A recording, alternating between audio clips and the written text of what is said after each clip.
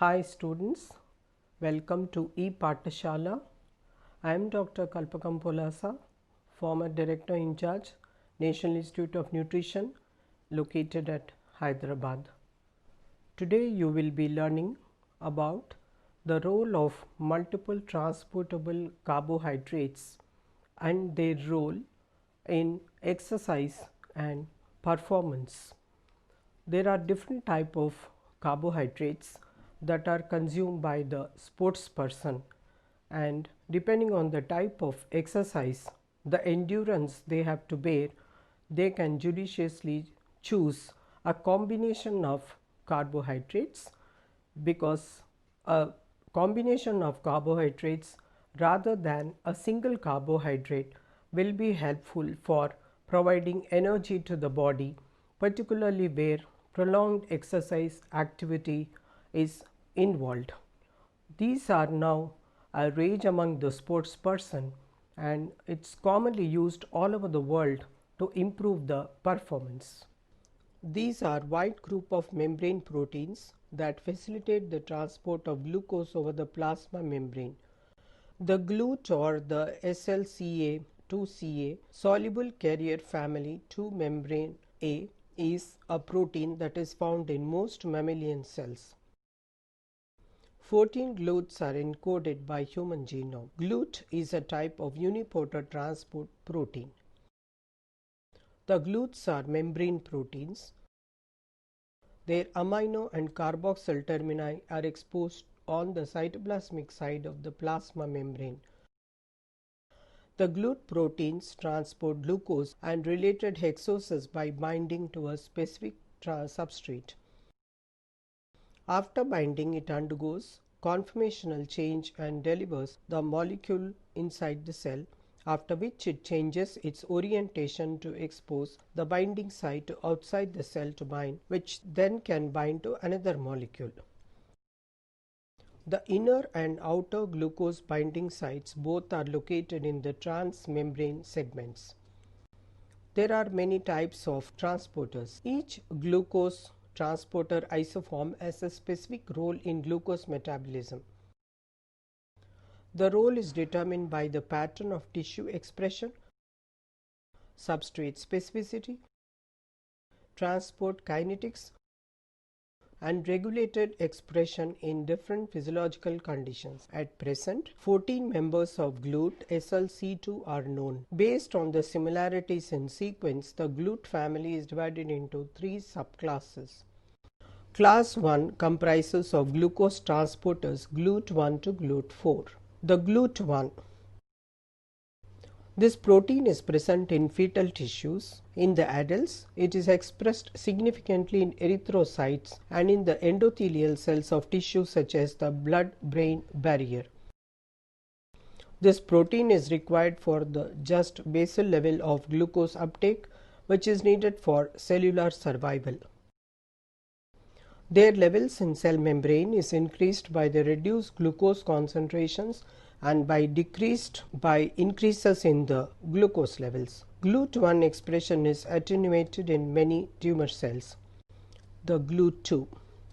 This transporter is a bidirectional one, as it permits glucose to move in 2 directions. It is mostly expressed in the renal tubular cells, liver cells, pancreatic beta cells. This transporter is also present in the basolateral membrane of the small intestine epithelium. In liver cells, the bidirectionality is required for the uptake of glucose by glycolysis and to release during gluconeogenesis. In the pancreatic cells, unbound glucose is needed intracellularly in the beta cells so that these cells can assess the serum glucose levels. The transporter protein or the GLUT2 transports all the 3 monosaccharides, that is the glucose, galactose and fructose, from the intestinal mucosal cell into portal circulation. It is a high frequency, low affinity isoform. GLUT3. This transport expressed in neurons, in neuronal cells, and it's the principal glucose transporter isoform and in the placenta. This isoform protein has high affinity for glucose so that it can transport glucose even if its concentration is low in the neurons. The GLUT4. This protein is present in adipose tissues and striated muscles. It is regulated by insulin and responsible for glucose storage regulated by insulin. The GLUT14 is present in testes and it's similar to GLUT3 in its function. Class 2-3. The class 2 comprises of the following. The GLUT5 or the SLC2A5 solute carrier family 2 member 5 is a fructose transporter protein found in the enterocytes. The GLUT7 to SLC2A7 SLC2A7 is a transporter present in the small and large intestine. Its function is to transport the glucose out of the endoplasmic reticulum. The GLUT9 SLC2A9 is a glucose transporter 9 encoded by the SLC2A9 gene. This protein plays an important role in maintaining the glucose homeostasis. The role of this protein is in the development and survival of chondrocytes in cartilage. These are isomorphic form with the 2 transcript variants. The class 3 comprises of the GLUT6 or the SLC2A6, GLUT8, SLC2A8, GLUT10, SLC2A10, GLUT12, SLC2A12 and GLUT13, including the H+ myoinositol transporter HMI-TSL2A13. Glucose transportation. Most of the nutrients absorption takes place in the intestinal lumen. They require transporters that are protein and embedded in the membranes to pass through lumen lining into the circulation. Glucose uses a transporter which is sodium dependent transporter called SGLT1. The mechanism of glucose transportation differs from tissue to tissue. It depends on the metabolic requirements of the tissue, quantity of glucose and its bioavailability in the given tissue. The 2 mechanisms through which glucose uptake takes place are facilitated diffusion, which is a passive process, and secondary active transport, which depends on the ion gradient which occurs through hydrolysis of ATP. Facilitated diffusion. Even though there are many types of glucose transporters, the significant ones are the GLUT1, GLUT2, GLUT3 that are present in the plasma membrane of all the cells in the body. These proteins are responsible for absorption of glucose in tissues to maintain the minimum requirements of energy in each tissue. The basal blood glucose level of 5 millimole is maintained because of the regulation by GLUT1 to GLUT3. The binding capacity of transporter protein to glucose is expressed as the Km value. A low Km value indicates high affinity for binding and hence more constant uptake of glucose. The Km value of GLUT1 and GLUT3 is 1 millimole, indicating that they bind glucose at constant rate and absorb glucose into the cells from blood at constant rate. The GLUT2 is found in the plasma membrane of hepatocytes and has high Km value 15 to 20 millimole, suggesting its low affinity to bind to glucose. The GLUT4 are present in muscle and in adipose tissue and responds to presence of insulin. Muscle tissue stores the glucose and in adipose tissue, and glucose is converted to triglyceride and stored. This transporter is important in the regulation of postprandial glucose levels in the blood. The antidiabetic drug metformin phosphorylates GLUT4 and makes this protein more sensitive to insulin. In the fasting condition, the GLUT4 transporters express on the cell surface. They are also present in the cytoplasmic vesicles of the cells. After food is ingested following the binding of insulin to cell surface receptors, signal transduction takes place by stimulating the activity of phosphatidyl inositol kinase. Then the cytoplasmic vesicles go to the cell surface membrane and fuse with it so that expression of GLUT4 transporters are increased and can bind to glucose and facilitate high glucose uptake. The facilitated diffusion takes place due to concentration of glucose within the cells and outside the cells. No energy is required for this process, so there is no ATP hydrolysis to yield energy. Discovery of sodium glucose co-transport. Robert Crane discovered the glucose co-transport system in the year 1960. He reported that sodium glucose co-transportation as the mechanism for the intestinal glucose absorption. Secondary active transport. Glucose is absorbed from the filtrate in the tubule lumen even though its levels are low in the kidneys. Then it goes into the blood through the epithelial lining of kidney tubule.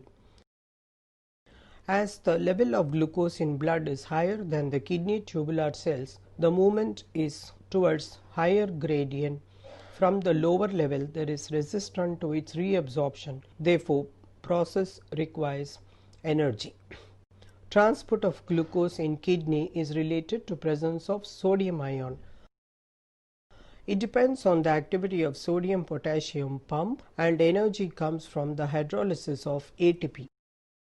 3 sodium ions move out of the cell in exchange of 2 potassium ions moving into the cells, creating a gradient difference and facilitates movement of glucose into the tissues along with sodium ion, which acts as co-transporter.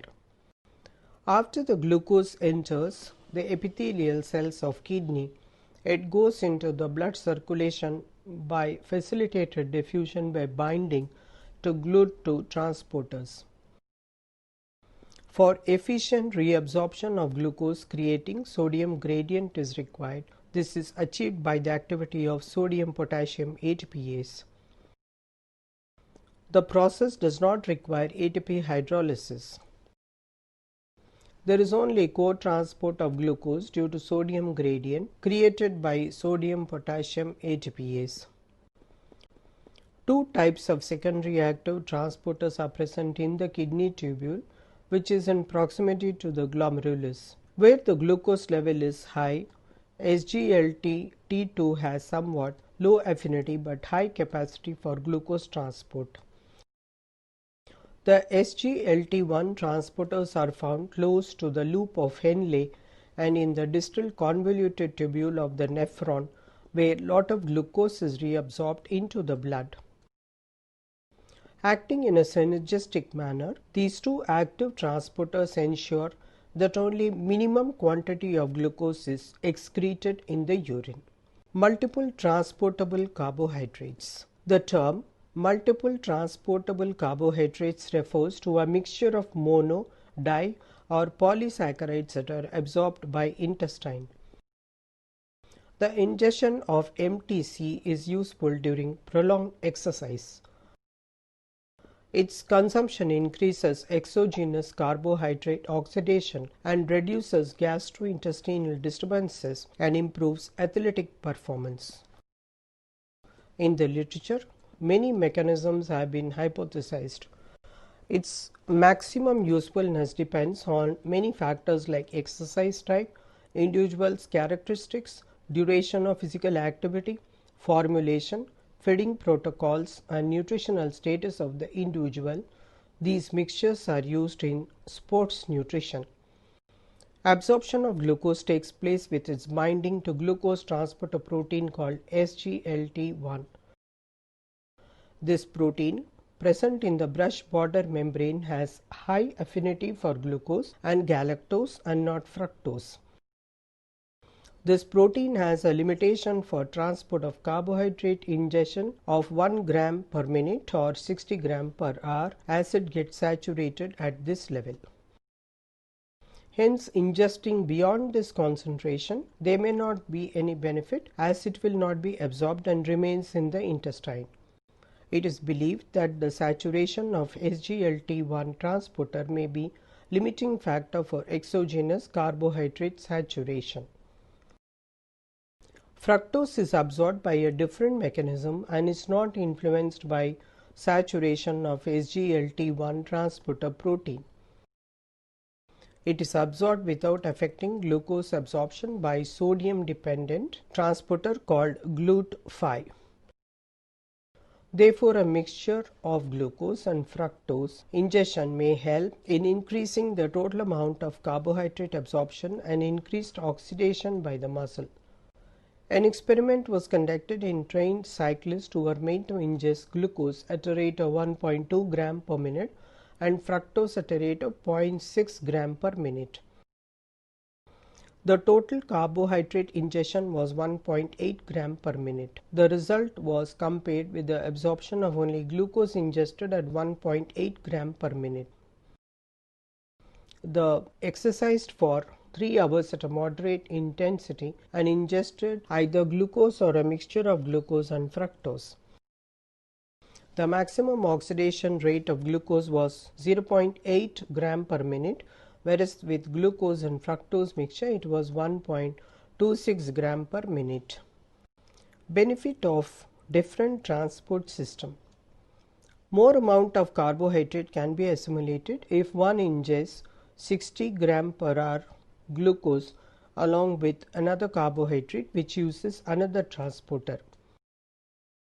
This type of mixture of carbohydrate ingestion can deliver maximum level to muscle for oxidation during the endurance exercise. Fructose can be second carbohydrate along with glucose as it is transported by another transporter named Glute5. Oxidation of sucrose drink has been reported to be similar to that of glucose. Different mixtures of sugars, namely glucose plus sucrose plus fructose, glucose plus sucrose and maltodextrin fructose were consumed at different ingestion rates by athletes. The oxidation of glucose maltose mixtures ingestion was same rate as glucose. The reason is maltose is hydrolyzed to glucose and SGLT1 transport as it is glucose from the intestine. A combination of glucose plus sucrose ingested at a rate of 1.8 per minute resulted in 18% increased rate of exogenous carbohydrate oxidation. A combination of sucrose plus glucose ingested at a high rate of 2.4 gram per minute resulted in lower, that is 1.2 gram per minute oxidation rate. This indicates that higher rate of ingestion does not necessarily result in higher oxidation rate. The ingestion of glucose plus fructose at a rate of 2.4 gram per minute resulted at peak high oxidation rate of 1.7 gram per minute, and the reason is both have different absorption mechanism. What are the effects of multiple transportable carbohydrates on exercise? When high amounts of sugars were consumed at a rate of 1.5 gram per minute, subjects felt less fatigue with glucose fructose than with glucose after 5 hours of cycling. Similarly, less fatigue was perceived by consuming maltodextrin and fructose as compared to ingesting only maltodextrin. It was reported that consume a drink of glucose plus fructose was more beneficial than glucose alone. Cyclists were made to exercise for 2 hours on a cycle ergometer at 54% VO2 max, during which they ingested either a carbohydrate drink or a placebo and exercised for further 60 minutes. This experiment also showed that glucose drink was better than placebo and ingestion of glucose plus fructose was the best. When a mixture of glucose plus fructose is used, sufficient glucose will have to be ingested in order to saturate the glucose transporters to the maximum. This will ensure beneficial effect of consuming fructose by resulting in higher exogenous oxidation. The ergogenic effects are more pronounced with exercise done for a longer duration of time. Other effects of MTC. Consumption of MTC has better response in gastric emptying when mixture of glucose fructose was given than with glucose. As there is higher oxidation with mixtures of carbohydrates, less amount of it is present as residue in the intestine. This may be the reason for lesser gastrointestinal disturbance with MTC as compared to single carbohydrate. Differences between individuals. Rate of oxidation of exogenous carbohydrate does not depend on individual differences.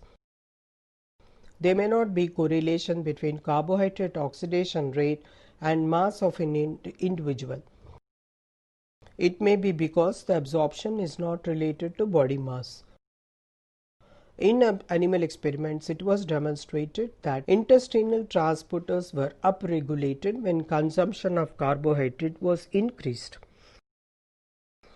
This implies that athletes should be advised to consume carbohydrate in absolute levels and not in terms of per kilogram of body weight. Usefulness of MTC for sports persons. Studies with MTC showed that consumption of carbohydrates should be increased by athletes prior to events of long time duration, that is more than 2.5 hours.